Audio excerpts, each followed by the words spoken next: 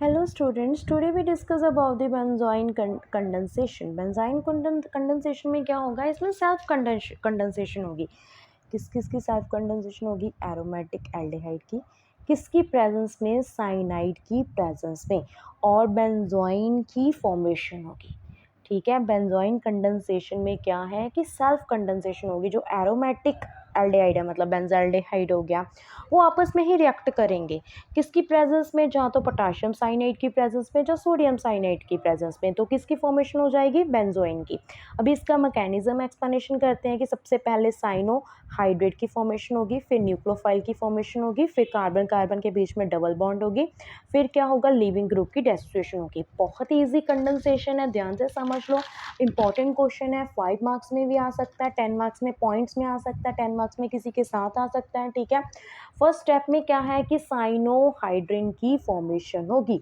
देखो, बेंजल्डिहाइड ले लिया, साइनाइड जो ग्रुप है वो इसके ऊपर अटैक करेगा। साइनाइड जब इसके ऊपर अटैक करेगा तो जो कार्बन और ऑक्सीजन के बीच में बॉन्ड है वो यहाँ पे शिफ्ट हो जाएगी। जो साइनाइड है वो, क्योंकि नेगेटिव चार्ज है, वो किसके ऊपर अटैक करेगा? कार्बन के ऊपर। ठीक है, तो क्या बन गया? कार्बन ऑक्सीजन के ऊपर नेगेटिव चार्ज आ गया, साइनाइड एन। क्योंकि वाटर की प्रेजेंस में कर रहे हैं तो ऑक्सीजन क्या करेगा? वो सिंपल नहीं रहे, नेगेटिव नहीं रहेगा, वो हाइड्रोजन को अपनी तरफ खींच लेगा। तो क्या बन गया यहाँ पे? OH। आपको पता है कि कार्बन और नाइट्रोजन के बीच में कितनी बॉन्ड्स रहती है? Triple bond.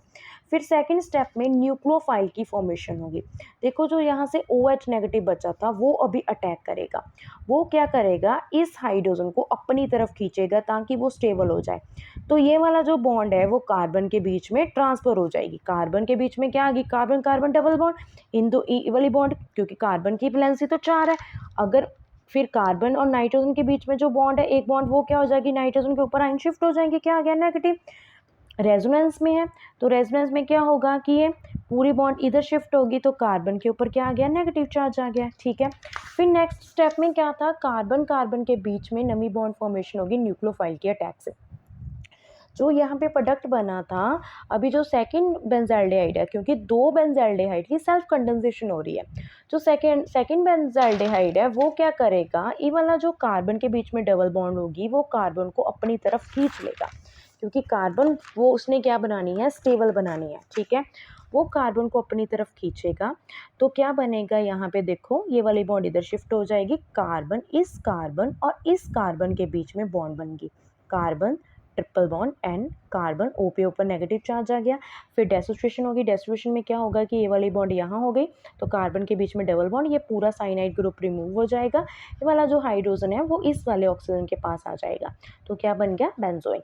बेंजोइन की क्या क्या एप्लीकेशन है? बेंजोइन को पॉलीमर्स के प्रोडक्शन में यूज़ करते हैं। ठीक है, मोनोमर्स की, न्यू मोनोमर्स की प्रोडक्शन में भी यूज़ किया जाता है।